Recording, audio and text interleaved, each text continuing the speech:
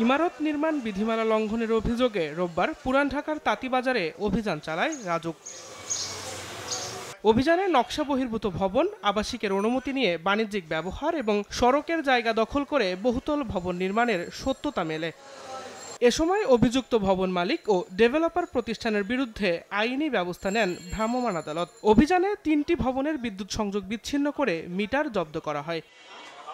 বসাক লেনে অসৎ উপায়ে ভবন নির্মাণের দায়ে এক ডেভেলপার প্রতিনিধিকে ৩ লাখ টাকা জরিমানা ও অনাদায়ে ১ মাসের কারাদণ্ড দেওয়া হয়। অভিযোগ থাকার কারণে স্পেশালি কারখানা তারা এখানে ইউজ করছে, যার জন্যই মূলত আমরা এখানে অভিযানটি পরিচালনা করেছি এবং আমরা বৈদ্যুতিক সংযোগ বিচ্ছিন্ন করে মিটারগুলো জব্দ করেছি।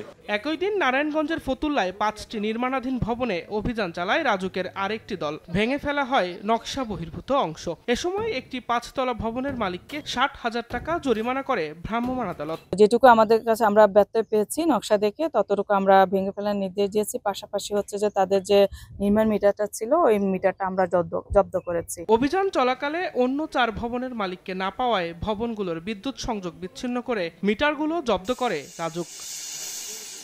মোহাম্মদ সাব্বির, সময় সংবাদ, ঢাকা।